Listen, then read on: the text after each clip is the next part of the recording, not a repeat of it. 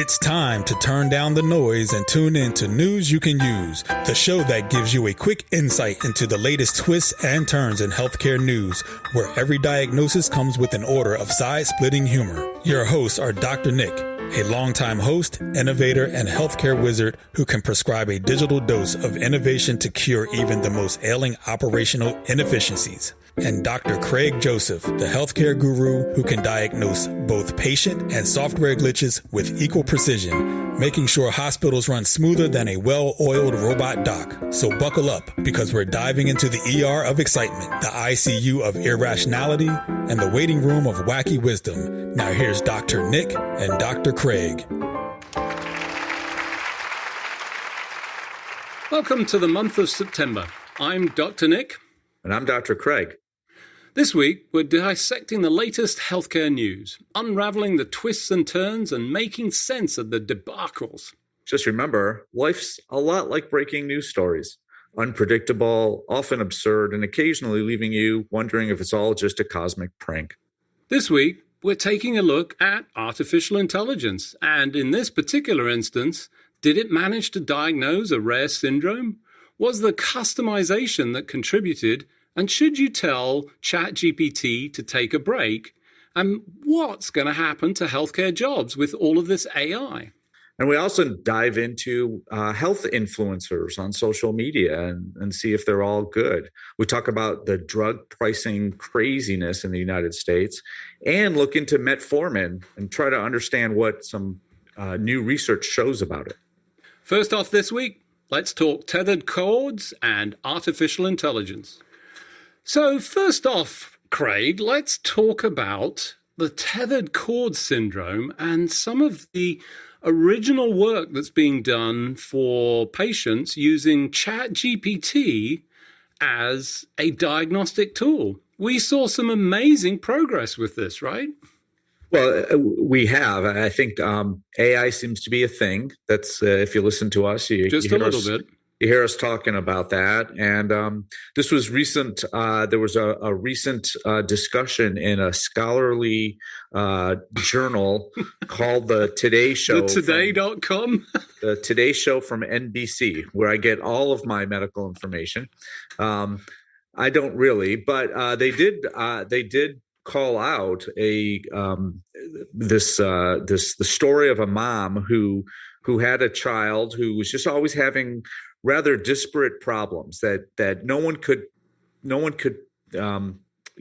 look at one solution for this problem. And he was doing weird things. He was acting out from time to time, and he seemed to be get better with pain medicine like Tylenol or Motrin, and he had other kind of concerns that were maybe dental or maybe psychiatric or maybe behavioral health, and he had seen all of these. Every physician's perfect patient that they look forward to seeing, and in fairness, I don't want to be mean because obviously terrible for the child, but what a nightmare, right? I mean, they present and you've got all of these things coming at you. And as a pediatrician, it's the same, the same frustration that the mom has of why can't someone just tell me what's going on with my kid and this is not over months, this is over years. And ultimately though, she took all the lab tests and all the symptoms and just kind of threw them in as a story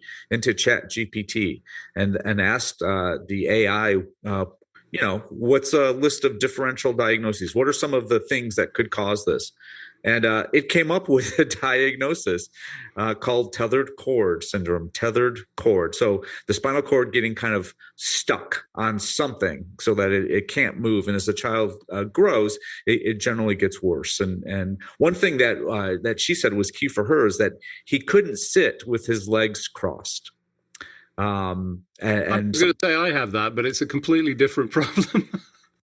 And you're a little bit older, Yep. Dr. Nick, than this patient, and so he couldn't sit that way, and that was one of the giveaways, and so it suggested this AI with no specific training suggested that tethered cord could be a diagnosis, and finally she got to a pediatric neurosurgeon who ordered the appropriate MRI and said, there it is. So that's good news. I mean, clearly for the mum and the son who experiencing all of this chronic pain and I mean, I can only imagine. And you know, my limits of pediatric was my memory of the pediatrics was limited to essentially one specific thing that I recalled always.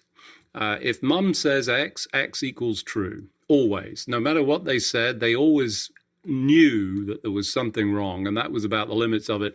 I got to be honest, I had to look up this tethered cord thing because that was newbie, but it wasn't in your practice. No, it you know, tethered cord is something that I saw a lot of patients with as a pediatric resident at a children's hospital or a regional children's hospital. So certainly I saw that, but I have never seen a patient with tethered cord in practice. You know, just kind of walking in the door. So it's not that uncommon. However, it's not the first thing that you would think of, right? And I think one of the things that we're often taught in medical school is that common things happen commonly. And so the first thing we're thinking about are we're on to zebras again. I can feel it. We are. And so this is a zebra, but I think you know, the good news is that the AI, given all this kind of disparate information, was able to kind of tease this out. Yeah. I just want to know, why am I saying zebra instead of zebra, which is the right way to say it? But anyway, that's a different story.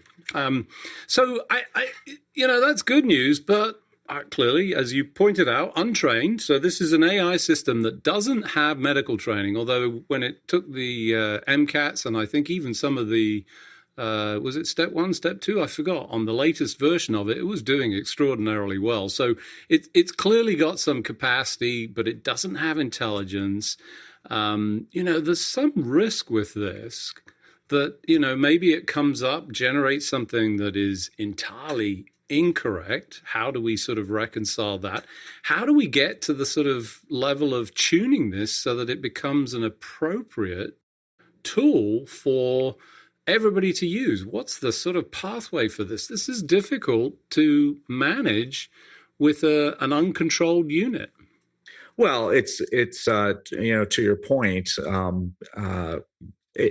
this is a tool that has to be used correctly, right? And so you're absolutely right. I would expect that often you throw these kind of pieces of information in there, and you're going to get garbage, just kind of garbage back out. And the reason I think it worked well, and the reason that the story got on the Today Show was that this mom was an expert.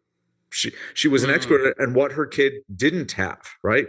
She knew that it wasn't this and it wasn't that because people have been working those things up, those common answers. And so when she saw something that she wasn't sure what it was, in fact, I think it says in the story that when it mentioned tethered cord, she found a Facebook support group for parents of kids with tethered cord and started asking around there. And those parents were like, yes, yes, and yes. And so, you know, then you walk in with a very focused question to your pediatrician. I need a referral to a pediatric neurosurgeon because I'm afraid that my child might have tethered cord syndrome. You know, if you walk in like that, and after you've looked on Dr. Google to find out what are the signs and symptoms of tethered cord syndrome, and they mimic what your child has, you're going to get that referral very quickly, as she did. So good story, good outcome. I think, you know, some lessons in there. I think one of the ones that I took away, and it was something that I came across, and, you know, I've been messing around with this stuff and ChatGPT for a while. I know you have, and I think this was a discovery for you when I tossed it over for you to play with. But ChatGPT actually comes with an option that I think almost nobody goes and spends any time on, and it's called custom instructions. And what it allows you to do is to tell ChatGPT a couple of things. There are essentially two boxes. One says, what would you like me, ChatGPT, to know about you to provide better responses? And then the other one is, how would you like ChatGPT to respond? And the better responses already allowed it to reference me and know some of my background. So it customizes. So I'm getting actually better content coming back at me that is sort of tuned to my clinical background and some of the things that I know and do and understand, and also some of my interests. But then what I really liked, really liked, was the customization of what came back. And this was where I really went to town with some of the recommendations. I said, treat me as an expert. Don't start providing, content that tells me about moral choices and so forth. There's all these safety protocols in place that are actually distorting the content that's coming back at us. And, I'm not removing that because I don't think this is a bypass. That's not my purpose. And to be clear, I actually don't think that's a good idea. I know that it's sort of preventing some of the terrible use cases that we see. And of course, those are the ones that people pick out. But, who's deciding what's appropriate, what's not? And, there's all sorts of, but I got this, much better content coming back that gives me, references even. It puts the references and the links to where it got the information if it has links. I don't need to be told each and every time that this is an artificial intelligence. It's not, by the way. It's just a word generator in my experience. But, that's another thing. Ouch. Well, isn't it? It is. It is just a word generator. That is accurate at the bottom. Yeah. I think this is all related to prompts, right? And so essentially, as I understand it, and I had never heard of this before you showed me an article and a couple of tweets about it. I think it just reads it basically just runs these words that you've put in there before it answers every question, right? And so it's essentially part of the prompt of, hey, listen to these or read these words. And it's not a lot. I think you get 1,500 characters. Yeah, it's 1,500 characters. It's limited. Yeah. And then it answers the question. And some of the things were pretty amazing. Like, hey, I'm into pop culture. So if you find any pop culture references, make those.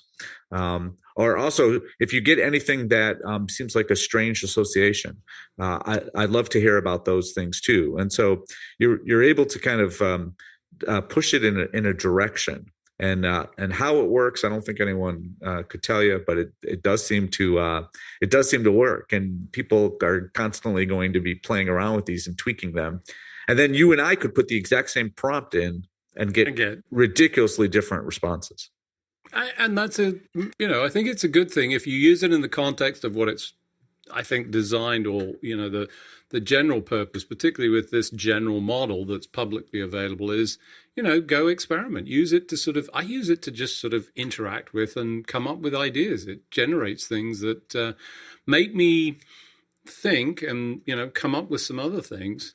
I think the other thing that I saw at the same time was this whole take a breath. And that's one of the instructions you can use to actually get it to come up with a different response. And that might sound really weird, but actually the underlying reasoning is, once again, it's where it's pulling all this information. It pulls it from the Q&A forums. And if you've ever read those and you see people getting really frustrated with technical challenges or, reasons for things not working, and, one of the experts will jump in and say, let's take a deep breath, let's go. And it's associating that with an actual answer and comes up with something that's just a little bit more relevant. I think we could do that in healthcare as well. Well, and this was specifically with, I think it was a different AI. I think this was something that Google was putting out, but they literally added the words, take a deep breath and work on this step by step. Right. And found that they ridiculously improved its ability, especially around math. Yep. So, because it doesn't really do math like a calculator does math. And so, to go from, I think it was something like 30% to, there it is, 34%. By adding those words, the accuracy went up to 72%. That's amazing. That's amazing, right? Right. By just telling it, hey, work on this step by step. And somehow magic happens. And no one really knows why. We have thoughts about it. And I was actually, as I was reading the article, I looked at some of the comments. And the very first comment was, prompt engineer is a real job. Right? Yes, it is. Like Absolutely. And the next person responded, not to denigrate that work, but engineering makes it sound precise. It's clear we barely understand the models right now. It's more like prompt alchemy. I want to be a prompt alchemist, definitely. I can see it right now. For those who aren't prompt wizard. I like it. Wizard. It is. There's some magic to it, and since we don't really know why it works, we simply seem to find this association that makes it better. Alchemy seems like a much, prompt alchemist or prompt magician or prompt wizard seems like a much better term. Well, I was all about grabbing usernames. I got Obi-Wan Kenobi a long time back, before it was cool, just to be clear, when he wasn't the young Obi-Wan. Now I'm wishing I had Gandalf, because I could be Gandalf the prompt generator or something. So, yeah, no, thank you for telling us that wasn't cool at some point, but now those characters are cool. You needed to know that, right? I was not aware that they were made cool, but if you say so, Dr. I'm Nick. not sure. I just, in my own mind, I reject your reality, substitute my own always. That's fair. Yeah. So we saw some other interesting news. I thought jobs to be done in healthcare by AI. You saw that, right? There's, things that I think we're going to see changes and I want to say adjustments, at least at a minimum. Thoughts? Well, I think this article does a good job of kind of breaking these down into clinical parts and non-clinical parts, and then kind of going from consumer or patient facing to professional or, clinician facing. And, right in the center are things that affect both parties. So like, patient intake. Why is a human necessarily involved in asking questions? Why are you here? It probably can collect that. But it gets much more complicated when you talk about clinical decision support. So suggestions that physicians might want to follow. That's a lot different. So I think for things that just seem to be rote, and that there's not a lot of clinical experience or clinical thinking involved, AI is generally going to be the way to go. Hey, when can I get that? When are we going to schedule that next visit? How do I get that bill out to the insurance company as quickly and accurately as possible? How can a physician not be involved in pre-authorization of getting an MRI? Because I've already touching a nerve here. Yeah, no, I know, but AIs can probably handle the vast majority of those things as well or better than humans, either from the insurance company side or from the doctor or hospital side. So, why are we involved? Why can't the AI just answer most of them? And then for the ones where it's a little iffy, shoot that out and let a human actually deal with that. I think the capitalist nature of healthcare at the moment is that both sides are trying to build AI tools that essentially are competing. It's a bit like the chess competitions. And, it's a nuclear arms race as to who can develop the fastest and smartest as quickly as possible. And, the better solution, as you suggest, is work together to find a reasonable approach to this that everybody goes, yeah, that makes sense. But I think sometimes these are economic decisions. They're not actual clinical decisions. But opportunities for discussion at another time, I think. Absolutely. I just have one quick story, and you may not know this, that I actually, at one time when I was practicing, I had a day off, and I spent some of that time as a advisor to our state Medicaid system. And as such, as a practicing physician, I was asked to authorize surgeries that needed to be authorized that the nurses couldn't authorize. So the nurses that worked for this quality organization had, some standards that they could look through, and most of the time, 80 or 90% of the time, they could approve the surgery. Well, if they couldn't, it would come over to a doctor. And so I was asked to approve or disapprove of a patient to get a hysterectomy, which is awkward as a pediatrician. And I looked through all of the medical records and couldn't find a good reason. So I called the physician, and this is where AI will fall down. I called the physician and I said, can you explain to me why you want to do this surgery? Because I'm looking through all the records and I don't find any of the major criteria. And he said, well, I don't want to do the surgery. And there was a pregnant pause there. And I'm like, I'm sorry, I'm confused. We got a request from your office to have the surgery, and but you don't want to have it. He's like, no, I don't want to have it, but I can't convince the patient that she doesn't need it. So I said I would do it. And if you want to say no, that would be great. And yeah. So talk about abdicating responsibility. Holy smokes. And AI is not going to be able to handle that situation. Just can you guess which movies I was watching over the weekend when I say Merlin's beard? It was not a James Bond movie. No, it was not. There was Harry Potter. I was living through that dream again. All right, so we're talking healthcare influencers. I just a delightful piece of news to finally find some of these folks who are pushing out this junk information. And boy, this is a big list of folks that could potentially go on this, but actually got prosecuted for pushing out just unfounded scientific. And I hadn't even heard about this, the same as I hadn't heard. Have you been asked whether you think about the Roman Empire every day? Because I got asked that just recently, and I was, what? A lot of men say yes to that question. I'm not one of them. De sapiatur ergo. Yes, go look that up. Did you just swear at me in Latin? If only I could. No, I didn't. My Latin wasn't ever that advanced. But no. So this guy is recommending a raw meat-based diet. Dear Lord, even if that's your thing, anyway, he's and he was really. If you saw the pictures, he was totally bulked up. This is the best part of it. He got there with. I can't even believe this bill. $11,000 of steroids per month. How do you pay that much for steroids? Are they that expensive? Did I miss something? Did he forget to mention that on his influencing? He was just. Oh, he forgot that part. Yeah. Oh dear Lord! I'm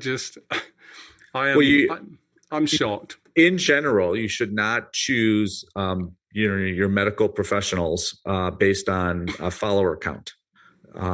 For you, yes. For me, yes. But for most people, don't go just by that. There's probably other criteria you want to look at that are far more predictive of a good answer.